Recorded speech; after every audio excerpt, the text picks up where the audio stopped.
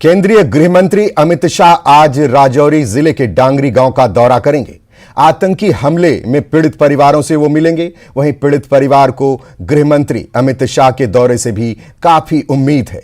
इस मुलाकात के बाद गृह मंत्री जम्मू कश्मीर प्रशासन और सुरक्षा प्रतिष्ठानों के आला अधिकारियों के साथ जम्मू के राजभवन में अहम बैठक करेंगे। अमित शाह जम्मू में राजभवन में कुछ प्रतिनिधि मंडल से भी मिल सकते हैं।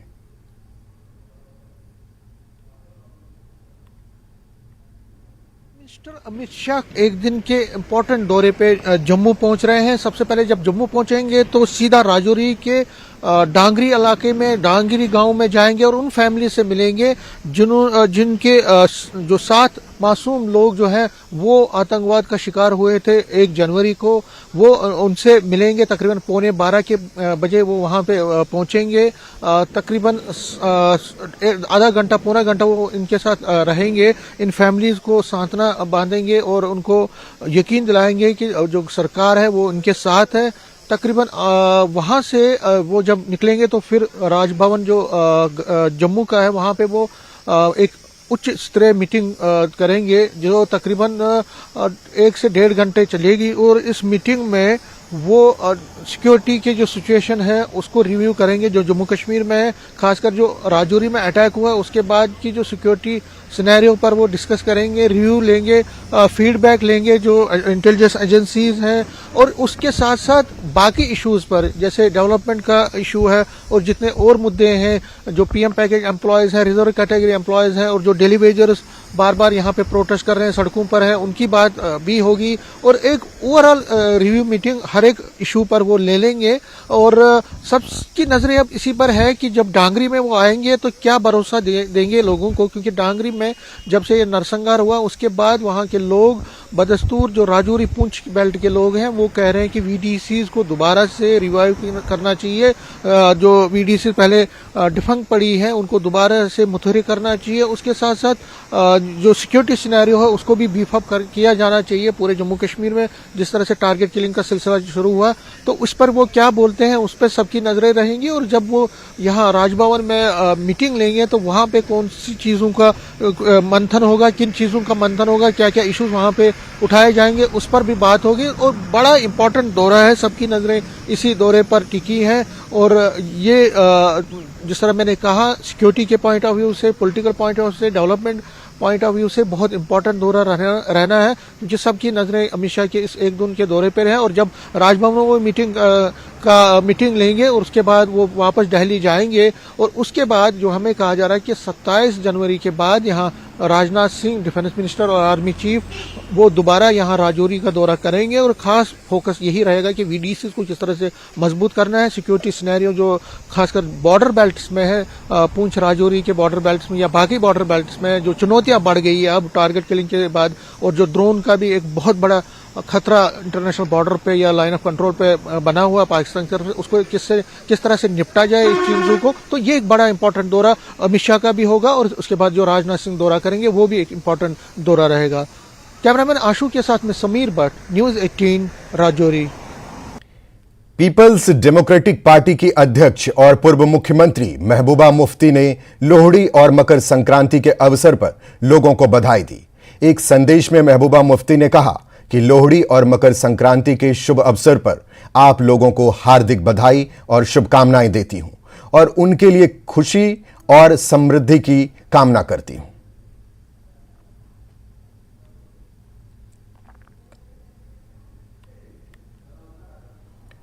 जम्मू के सांबा सेक्टर में भारत पाक अंतर्राष्ट्रीय सीमा पर तैनात बीएसएफ के जवानों ने लोहड़ी का पर्व बड़ी धूमधाम से मनाया। इस मौके पर बीएसएफ ने कहा कि हम देश की सुरक्षा के लिए सरहद पर मजबूती से तैनात हैं और सभी देशवासियों को अपने घरों में खुशहाली से लोहड़ी का पर्व मनाना चाहिए। इस मौके पर बीएसएफ जवानों ने ढोलकी की थाप पर डांस किया और गाना भी गाया। साथ ही एक बीएसएफ के जवान ने पूरे देशवासियों को लोहड़ी की शुभकामनाएं दी।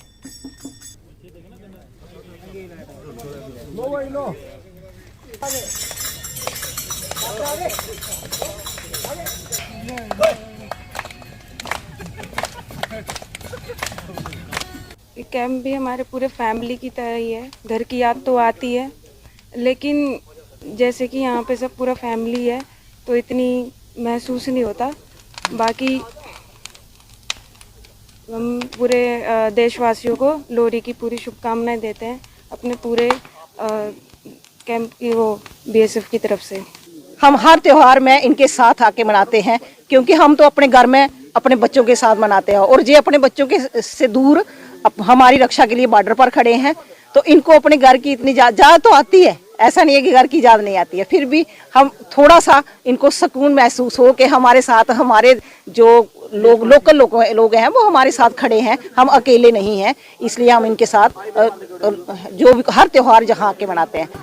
पूरा देश लोहड़ी का त्यौहार मना रहा है और वहीं सीमा पर तैनात बीएसएफ के जवान भी लोहड़ी का त्यौहार बड़ी धूमधाम से मना रहे हैं और खुशी नाच गाकर आप देख सकते हैं। जहां पर तस्वीरों में ये सीमावर्ती क्षेत्र है, जहां पे इंटरनेशनल बॉर्डर पर सांबा में बीएसएफ के जवान जो है लोहड़ी का पर्व जो है वो बड़ी खुशी से मना रहे हैं और ढोलकी की थाप पर डांस कर रहे हैं। हमारे साथ जवान है। सर, क्या कुछ संदेश रहेगा आपका देश के लिए और गाना गा के? ओ मेरे देशवास, ओ मेरे देशवासियों, आज लोहड़ी का त्योहार है मेरे देशवासियों। हम सीमाओं पर रुके हुए हैं मेरे दोस्तों, ओ भारतवासियों, ओ खुशी से लोहड़ी मनाओ, चाहे होली चाहे दीपावली, सब त्योहार खुशी से मनाओ। हम सीमाओं पर रुके हैं मेरे दोस्तों। जय हिंद। ये थे बीएसएफ के जवान जिन्होंने गाना गाकर एक संदेश दिया देश को कि हम सीमाओं पर तैनात है, आप होली मनाओ, दीपावली मनाओ, जो त्यौहार मनाना, सीमाएं पूरी सुरक्षित है, हम खड़े हैं। और हमारे साथ बात करने के लिए और भी इनसे हम बात करते हैं। हर त्यौहार पे मन होता है घर जाने का, परिवार के साथ मनाने का। यहाँ पे मनाते हो, दीपावली हो भैया दूजो सारे त्यौहार यहाँ पे मनाते हो, क्या कुछ कहेंगे? हम तो फौजी है, इसलिए बॉर्डर में डटे हुए हैं। तो हम लोगों को कभी कभार दीपावली या कोई ऐसे त्योहार पे घर जाने का मौका मिलता है। नहीं तो हम लोग यहाँ गांव वाले के सहारे से हम गांव की तरह ही, घर की तरह ही यहाँ होली मनाते हैं। और होली, दीपावली और लोहड़ी हम लोग यहाँ मना रहे हैं। और हम इसी तरह से हम यहाँ ड्यूटी करते रहेंगे और सभी गांव वालों को शुभकामनाएं के साथ आराम से अपना महसूस से होली लोहड़ी मनाए, यही शुभकामना देते हैं हम। इंटरनेशनल बॉर्डर है जहां पर आप तैनात हो, लेकिन पाकिस्तान से जो है उसका भी भरोसा नहीं किया जा सकता। क्या रहेगा संदेश आपका कि किस तरह सुरक्षित है हमारे जवान? ना, जब तक बीएसएफ रहेगा सब किसी को कोई हिचकना नहीं है, सब सुरक्षित है। हम कोशिश करेंगे सब ये हम ऐसे करके सुरक्षा देंगे कि सभी को, गाँव वालों को, देश को, सभी आराम से रहे और सकुशल अपना त्योहार और जो भी ये अपना त्यौहार है वो मनाएं। आपको भी बड़ी बड़ी शुभकामनाएं लोहड़ी की। ये थे हमारे साथ बीएसएफ के जवान जो आप देख रहे हैं इस वक्त। अगर हम बात करें तो इंटरनेशनल बॉर्डर सांबा सेक्टर में है, यहाँ पर बीएसएफ की तरफ से बड़ी धूमधाम से लोहड़ी का जो त्यौहार है वो मनाया गया। और साथ ही इनकी तरफ से ये संदेश रहा देशवासियों को कि वो भी त्यौहार जो है वो बिना किसी डर के सुरक्षित अपने घरों में मना सकते हैं, क्योंकि बीएसएफ के जवान जो हैं वो सीमा पर तैनात है और पाकिस्तान की किसी भी नापाक साजिश को जो है वो विफल करने में सक्षम है। न्यूज़ 18 जम्मू कश्मीर के लिए सांबा से मैं श्याम सुंदर। जम्मू कश्मीर के पूर्व मंत्री डॉक्टर मनोहर लाल शर्मा ने फिर डेमोक्रेटिक आजाद पार्टी ज्वाइन कर ली। डॉक्टर मनोहर लाल शर्मा गुलाम नबी आजाद की उपस्थिति में पार्टी में फिर से शामिल हुए हैं। हाल ही में डॉक्टर मनोहर लाल शर्मा को ताराचंद और बलवंत सिंह के साथ पार्टी से निष्कासित कर दिया गया था।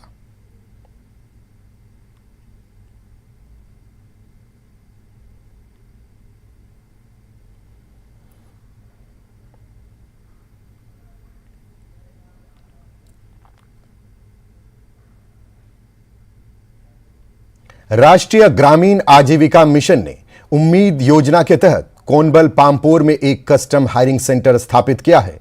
JKRF-LM के कार्यक्रम के प्रबंधक इजाज अहमद ने कहा कि कस्टम हायरिंग सेंटर में क्षेत्र के किसानों के लिए tiller, spray motor, brush cutter और सिंचाई पंप सेट होंगे, जिससे वो कम कीमत पर अपने खेतों में आसानी से इस्तेमाल कर सकते हैं। ये हमने दिया है custom hiring centre for farm livelihoods. आपने देखा होगा कि पिछले 1-2 साल से गवर्नमेंट बहुत ही फोकस है कि ज़मींदारी किसान को कुछ ना कहीं से फ़ायदा मिले। तो हमारे और इन लेडीज़ का क्या होगा, हमने इसमें 2 लेडीज़ आइडेंटिफाई की है, जो एक कृषि सखी जो ज़मींदारी के लिए इन लोगों को हेल्प करेगी, डिफरेंट फसलों से रिलेटेड इनोवेटिव आइडियाज़ रिलेटेड से अवेयर कर लेंगे इनको कि इससे क्या क्या फ़ायदा होगा। इसके मज़ीद ये जो हमने मशीन्स आज दी है, हर किसी इलाके में हर कोई जो फार्मर होता है वह अफोर्ड नहीं करता है ये मशीन्स। तो हमने क्या किया, ये हमने इस पंचायत को, एसएच मेंबर को ये मशीन्स दी है। इससे क्या होगा, इससे इनकम जनरेट होगी। ये जो फसलें उगाना चाहते हैं उग जाएंगी यहाँ पे। थाना दिवस कार्यक्रम ऋषिपुरा अवंतीपुरा पुलिस स्टेशन में आयोजित किया गया। कार्यक्रम में एसडीपीओ अवंतीपुरा मुमताज अली और SHO अशफाक खुर्शीद ने क्षेत्र में नशीली दवाओं और अन्य बुरी गतिविधियों को रोकने के लिए सियोल सोसाइटी के सदस्यों और सम्मानित शहरों के साथ बातचीत की। इस अवसर पर एसडीपीओ मुमताज अली लोगों को अफीम और भांग की फसल उगाने से परहेज करने की हिदायत दी। उन्होंने कहा कि जो कोई भी ऐसा फसल उगाने की कोशिश करेगा उसे कानून के तहत कड़ी से कड़ी सजा दी जाएगी। रियासी जिला के तलवाड़ा इलाके में चोरों ने चोरी की वारदात को अंजाम दिया और घर से नकदी और सोना लेकर फरार हो गए। पीड़ित अशोक कुमार का कहना है कि घर से चोरों ने 7 तोला सोना और 14,000 नकदी चुराई है। अशोक कुमार पेशे से ड्राइवर हैं। संडे को चला गया था अपने पूरे फैमिली के साथ अपने गांव में। उधर देवताओं के अपना मरा होता है, कुछ भोग वगैरह लगाना होता है, कुछ होता है उधर, तो सारा परिवार वहां पे चला गया था। तो इधर पीछे जब आए जहाँ पे पहुँचे तो अंदर देखा तो ताला, मेन गेट वाला ताला टूटा हुआ था और अंदर जाके देखा तो अलमारी में से सब कुछ निकाल के ले गए थे। 14,000 रुपये कैश पड़ी थी, बाकी गहने थे वो सारे ले लिए थे। सोना होगा कोई 7-7.5 तोले का। तन क्या दिहाड़ी लगाते हैं, यहाँ गाड़ी चलाता हूँ ज्योतिपुरम में, गरीब बंदा हूँ। सुबह कभी 5 बजे उठ के जाना पड़ता है, कभी 6 बजे उठ के, रात को कभी 10 बजे, कभी 12 बजे पहुँचना पड़ता है वापस आके। छोटे छोटे 2 बच्चे हैं मेरे और मेरा तो पूरा घर ही खाली कर दिया एकदम से। मेरे पास तो छोड़ा ही कुछ नहीं है। यहां रुकेंगे छोटे से ब्रेक के लिए, जल्द हाजिर होते हैं।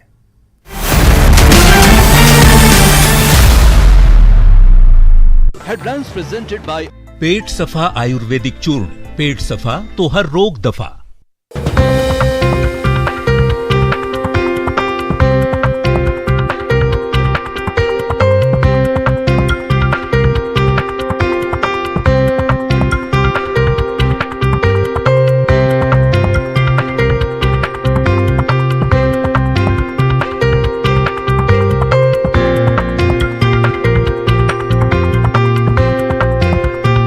हेडलाइंस प्रेजेंटेड बाय पेट सफा आयुर्वेदिक चूर्ण। पेट सफा तो हर रोग दफा। 16 channels, 15 languages, 26 states, 1,200 plus reporters, 67 plus crore viewers. India's largest news network, News 18 Network.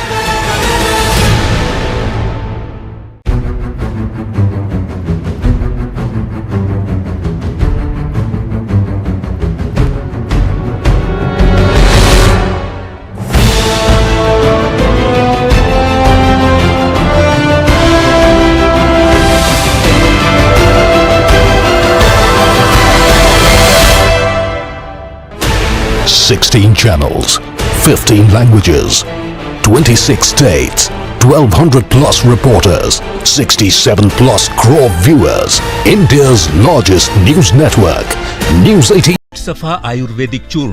पेट सफा तो हर रोग दफा।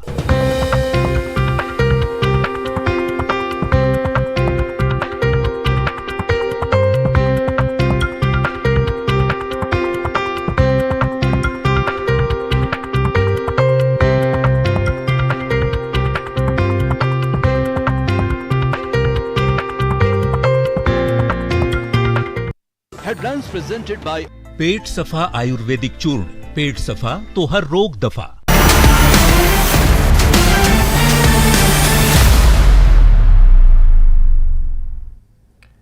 ब्रेक के बाद एक बार फिर आपका स्वागत है। बढ़ते हैं अगली खबर की ओर। पुंछ जिले के सूरनकोट तहसील के सांगला इलाके में अज्ञात शिकारी द्वारा 12 बोर की बंदूक से दागी गई गोली के छर्रे लगने से एक 9 वर्षीय बच्चा घायल हो गया है, जिसे उप जिला अस्पताल सूरनकोट पहुंचाया गया, जहां पर प्राथमिक उपचार के बाद जीएमसी राजौरी रेफर कर दिया गया।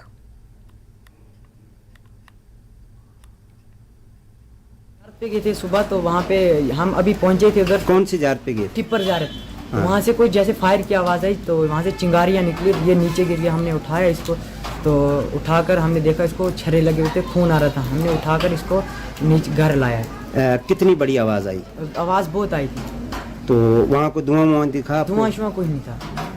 उसके बाद आप वापस आए? हाँ, वहाँ वापस आ गए। पूर्व केंद्रीय मंत्री शरद यादव का निधन हो गया है। गुरुग्राम के फोर्टीज अस्पताल में उन्होंने आखिरी सांस ली।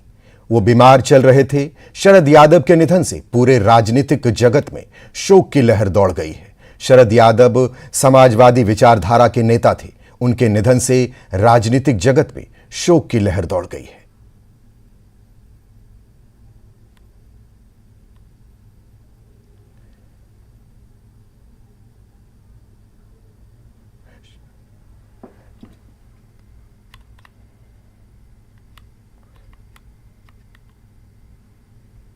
गुलाम नबी आजाद ने पूर्व केंद्रीय मंत्री शरद यादव के निधन पर भावभीनी श्रद्धांजलि दी है। गुलाम नबी आजाद ने ट्वीट कर लिखा है कि शरद जी एक कद्दावर नेता थे जो हमेशा गरीबों और कमजोर लोगों के साथ खड़े रहते थे। भारत के महान समाजवादी नेताओं में से अंतिम को मेरी श्रद्धांजलि। उनकी कमी हम सबको खलेगी।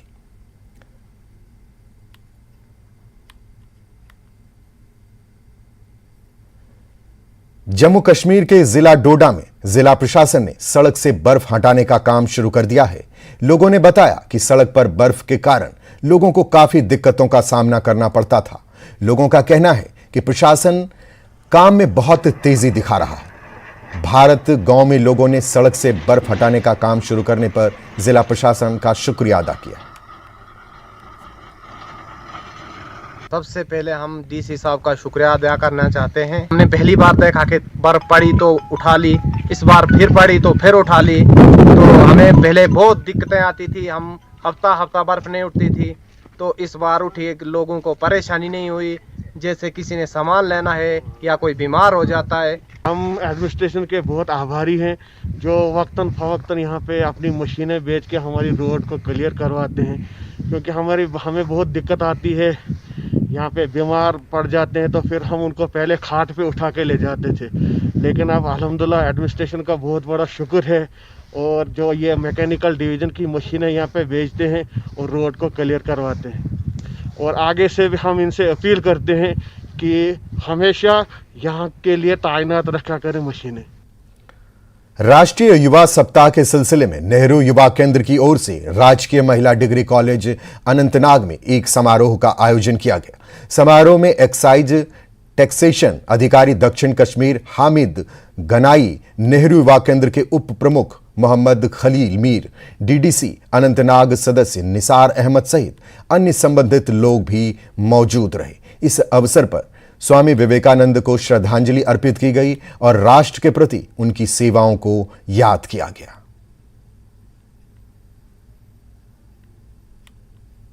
चूंकि स्वामी विवेकानंद जी सुन youth day India level all India level पे मनाने यूत जन एक्साइज डिपार्टमेंट सवाल चूंकि सैनिस यूथ सन खतर मैसेज, चूंकि तुझे पता कि as law enforcement agency excise department four fronts पे वनकन फील्डस मज काम कर, चूंकि मुख्तलिफ पहलुओं पे काम चलान यथ मज जन इलीगल कल्टिवेशन सच डिस्ट्रॉय करने। ये जो नेशनल यूथ वीक चल रहा है, इसमें हमारी यही गुजारिश है गवर्नमेंट से कि जो ये यहाँ पे यूथ है इनकी सिर्फ दो प्रॉब्लम्स है, जो कि बेरोजगारी है और यहाँ पे ज़्यादातर ड्रग एब्यूज़ कर रहे हैं। हमारी गवर्नमेंट से यही गुजारिश है कि बस इतना ही चाहिए कि हमारे यूथ को थोड़ा सा रोज़गार मिले जिनसे ये ड्रग एब्यूज़ से भी दूर रहें। आज सचिवालय में सुक्खू सरकार की पहली कैबिनेट बैठक होगी। ये बैठक सीएम सुखविंदर सिंह की अध्यक्षता में होगी। सीएम सुक्खू ने कहा कि कैबिनेट की पहली बैठक में ही ओल्ड पेंशन स्कीम लागू की जाएगी। साथ ही और भी कुछ महत्वपूर्ण फैसले भी लिए जाएंगे। हालांकि सुक्खू कैबिनेट पहली ही बैठक में कैबिनेट मंत्री विक्रमादित्य सिंह शामिल नहीं हो पाएंगे। विक्रमादित्य को जयपुर में एक शादी समारोह में शिरकत करना है और बैठक में शामिल नहीं होने की सूचना विक्रमादित्य सिंह ने सीएम सुखविंदर सिंह सुक्खू को दे दी है।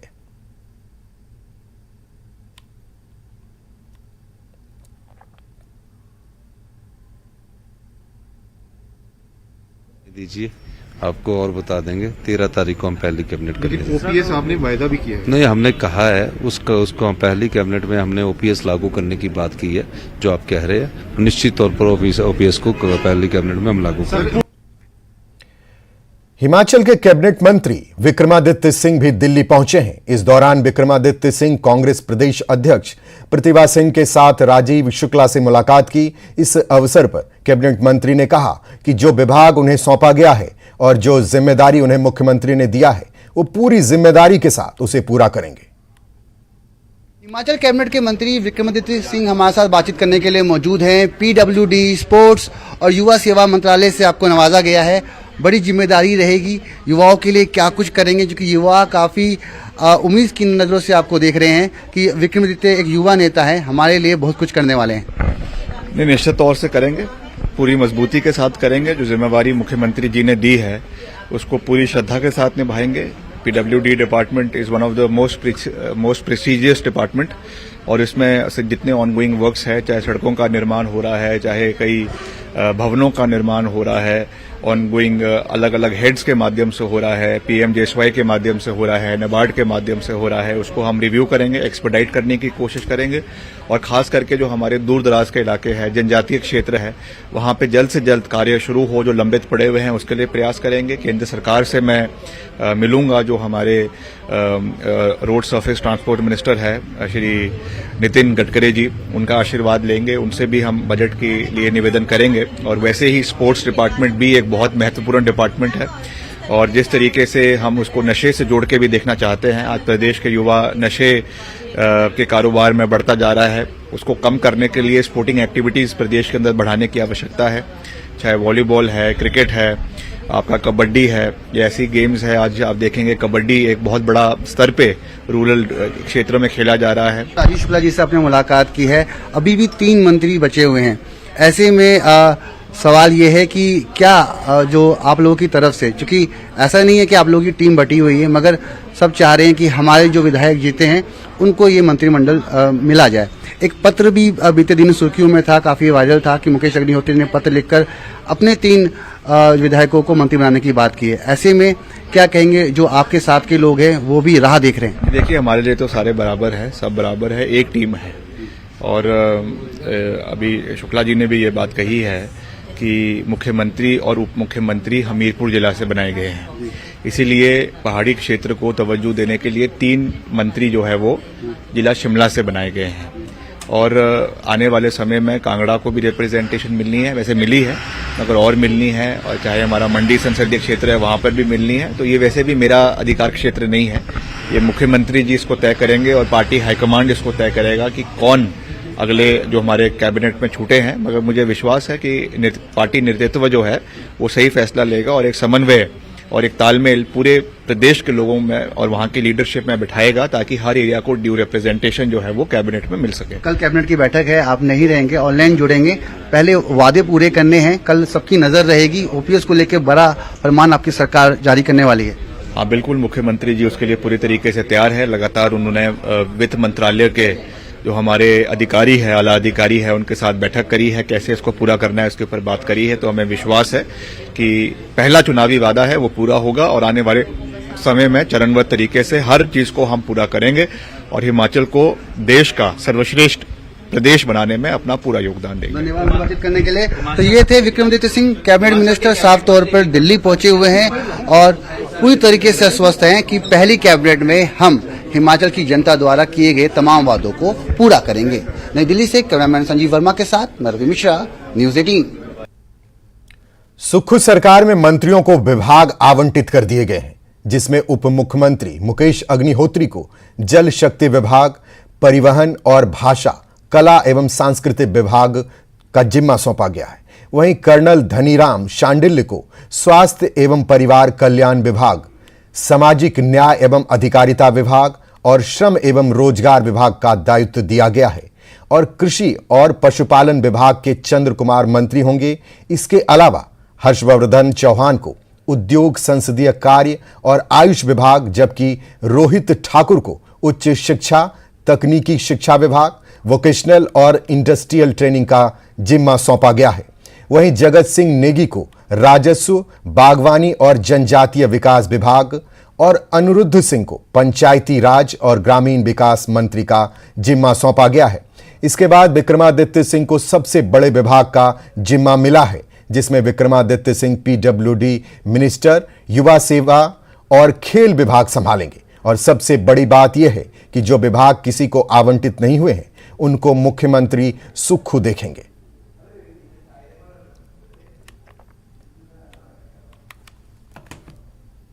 इस बुलेटिन में इतना ही। बाकी की खबरों को देखने के लिए बने रहिए हमारे साथ।